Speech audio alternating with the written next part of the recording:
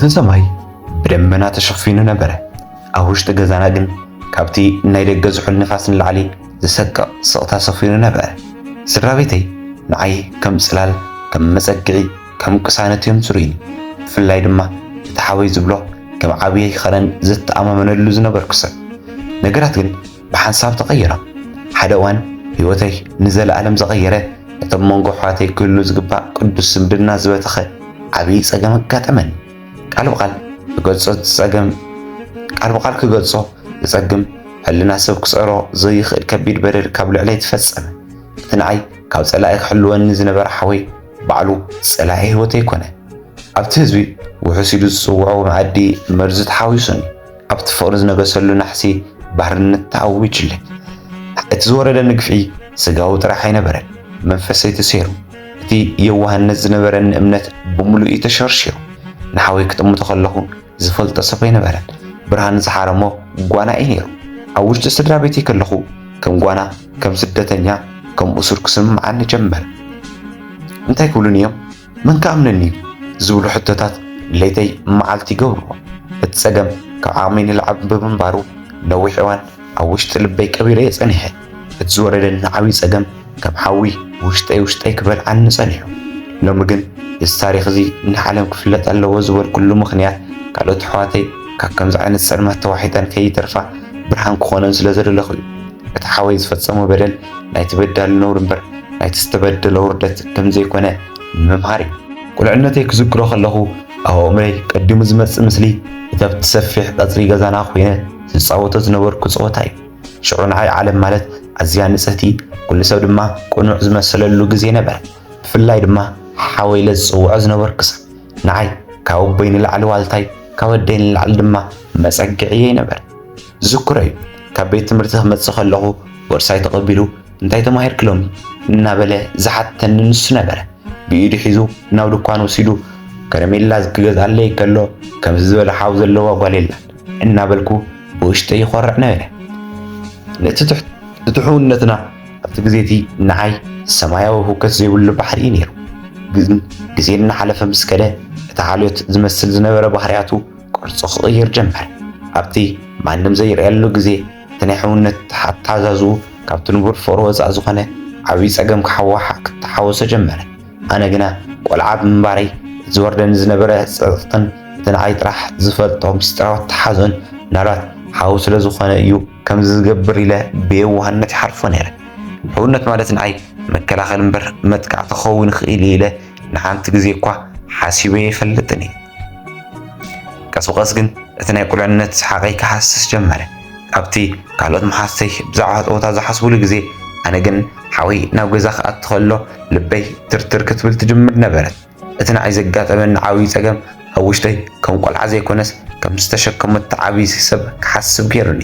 እቲ ቀጽሪ ገዛና እቲ ቅድም ዝፈትዎ ዝነበርኩ ቦታ ቀስ ብቐስ ናብቲ ንበይነይ ዝጭነቐሉን ዝፈርሓሉን ቦታ ተቐየረ። እቲ የዋህነት ዝመልኦ ዕድመይ ብዘይድሌተይ ብኢድ ዝተኣመመን ኩሉ ሓወይ ተሰረቐ። ኣብቲ ግዜ ኣብ መንጎ ክልተ ዓለም ዝነበርኩ ዝመስለኒ ነይሩ። እቲ ሓደ ዓለም ምስ መምሃርተይን መሓሰይን ዝነበረኒ ናይ ግዳም ህይወት ክኸውን ከሎ፣ እቲ ካልኣይ ድማ ምስ ወለደይ ኣብ ውሽጢ ገዛ ዝነበረኒ ናይ ፍርሒ ዓለም እዩ። ምስ መምሃርተይ ክኸውን ከለኹ ካልእ ሰብ እየ ዝመስል ነይረ። ንሳትን ብዛዕባ ሓደሽቲ ደፍተራት፣ ብዛዕባ ፀወታ ጓይላን፣ ብዛዕባ ዝመፅእ ዕረፍቲ ትምህርትን ክዛረባ ከለዋ ኣነ ግን ብልበይ ይስሕቕ እምበር ውሽጠይ ግን ጓህ ዝመልኦ ነበረ። መሓሰይ ናብ ገዛና ክመፃ ክሓታኒ ከለዋ ኣካላተይ እየረዕድ ነበረ። ኣይፋልኩምን ሎሚ ስራሕ ኣለኒ እናበልኩ ይእምንን። እቲ ኣብቲ ኣብ ገዛ ዝፅበየኒ ዓብዪ ጸገም ንዓኣተን ከይረኣዮ ወይ ከይግረህኦ እፈርሕ ነበርኩ። ኣብ ክፍሊ ኮይነ መምህር ከምህርን ከሎ ዓይንተይ ናብቲ ሰሌዳ ይጠምታ እምበር ሕልናይ ግን ኣብቲ ገዛ ዝገደፍክዎ ስግኣት ነበረ። መሓዝተይ ምንጪ ሓጎስ ክኾናለይ ዝግበአን ኣነ ግን ከም ጓና እየ ዝርአን ነይረ። ምስ ወለደይ ዝነበረኒ ዝምድና ድማ ዝያዳ ዝሕዝን ነበረ። ንሳቶም ንዓይ ከም ንእሽተይ ልእኽቲ ከም ምጭውቲ ጓሎም ገይሮም እዮም ዝርኡኒ ነይሩ። ንሓወይ ድማ ከምቲ ንዓይ ዝከላኸለለይ ዓብዪ ሓላዊ ገይሮም ይርኡና ነይሮም።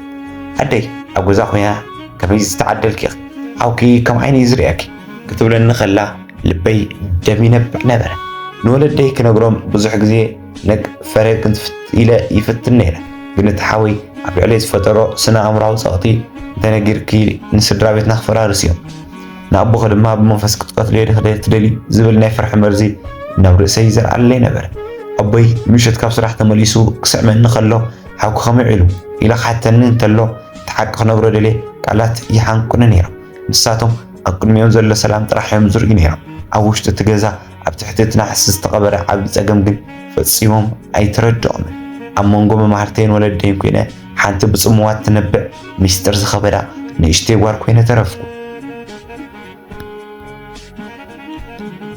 እቲ ዝሓለፈ ናይ ንፅህና ግዜ ተመሊሰ ክሓስቦ ከለኹ ሓወይ ካባይ ብ3 ዓመት ጥራሕ እዩ ዝዓቢ ነይሩ 3 ዓመት ማለት ኣብ ቁልዕነትና ብዙሕ ዘይረሓቕ ዕድመ እዩ ከም መተዓቢቲ ከም መሓዙት ሓደ ግዜስ ከም ማናቱ ተሓጋጊዝና ተፃዊትና ኢና ዓቢና መጀመርያ ዝነበረና ርክብ እቲ ዝበለፀ ናይ ሕውነት ኣብነት ነበረ ብሓባር ንፀወት ብሓባር ንበልዕ ንሱ ድማ ካብ ዝኾነ ፀገም ክሕልወኒ ድልው ዝነበረ ንእሽተይ ጀግና እዩ ነይሩ ግን ዕድሜ እናደፍአ ምስ ከደ ባህርያቱ ሱር ብሱር ክቕየር ጀመረ እቲ ንቡርን ቁኑዕን ዝነበረ ሓወይ ቀስ በቐስ ክጠፍእ ጀመረ ምስቶም ኣከባቢና ዝነበሩ ዕባሉ ዝበሃሉ መሓዝቶ ክትተኣሳሰር ምስ ጀመረ እዩ ኩሉ ነገር ዝተበላሸዎ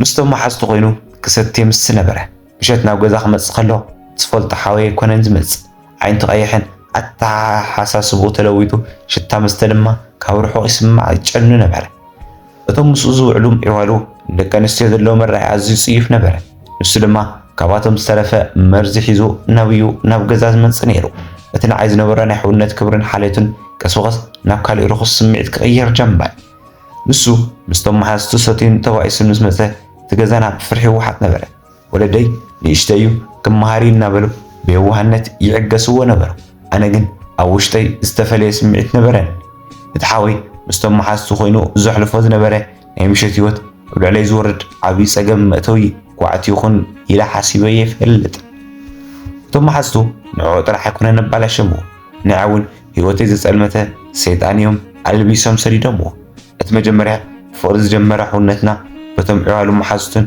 በቲ ዝሰትዮ ዝነበረ መስተን ተደፊኡ ናብ ዘስክት ናይ ጥልመት መንገዲ ክሰግር ጀመረ እታ መዓልቲ እቲኣ ንመላእ ህይወተይ ዘፀልመተ እቲ ሰማይ ዝተደፈነላን ተስፋይ ዝተቐበረላን መዓልቲ ነበረት ወለደይ ንጉዳይ ዓዲ ወፂኦም ነበሩ ኣብቲ ሰፊሕ ገዛ ምስቲ ብ3 ዓመት ዝዓበየን ሓወይ ጥራሕ ኢና ተሪፍና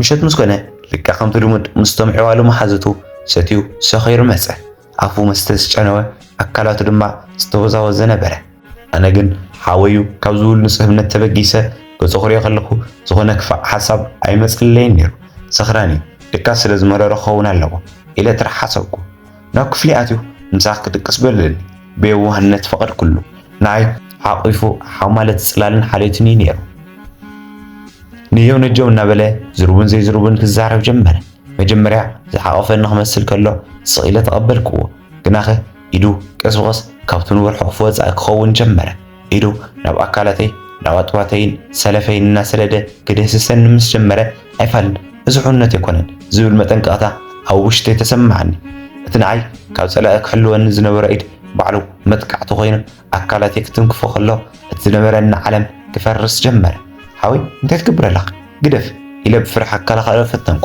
ንሱ ግን እቲ መስተ ንሕልኑ ስለ ዘደንዘዞ እቲ ናይ ሕውነት ስምዒት ጠፊእዎ ነበር ብግልፂ ስቕ በሊ እናበለ እናፈራርሐ ሓወይ በጃኻ ግደፍ እናበርኩ እናለመንክዎ ንሱ ግን ነቲ ዘሰከት ተግባር ክፍፅሞ ጀመረ ኣብቲ እዋን እቲ ሓወይ ዝብል ቃል ትርጉም ኣልቦ ኮነ እታ ንፅህቲ መደቀሲ ናይ ስቃይን ናይ ነውሩን ቦታ ኮነት እቲ ሓወይ ዝብሎ ዝነበርኩ ሰብ ብኣካለይ ጥራሕ ዘይኮነስ መንነተይን ብክብረይን ክዕምፀኒ ከሎ ነብሰይ ካብ ኣካለይ ወፃእ ክትሃድም ዝደለየት መሰለኒ እቲ መስተ መስሚዕ ስለ ዝሰኣኖ ልቡ ስለ ዘተረረን ንኩሉ ልማነይ ኣሸሽ ኢሉ ነቲ ናይ ዘለኣለም ጠበሳ ኣብ ልዕለይ ኣብ ልበይ ገዲፉ ሓለፈ እቲ መዓልቲ ሕልፈት እዩ ነይሩ ንዓይ ግን ናይ ህይወት ዘመን ፀልማት መእተዊ ኮነ ካብታ ሰዓት እቲኣ ጀሚሩ ህይወተይ ኣብ ክልተ ተመቂላ ትርከብ እቲ ቅድሚት ፍፃመ ዝነበረ ይዋህነት ግዜን እቲ ድሕሪኡ ዝመፀ ናይ መከራ ቅሳነትን ሎሚ ኣብ ውሽጢ ሓደ ዘስከት መዋጥር ተዓፅየ ኣለኹ ልበይ ብፀበባ ተሓኒቑ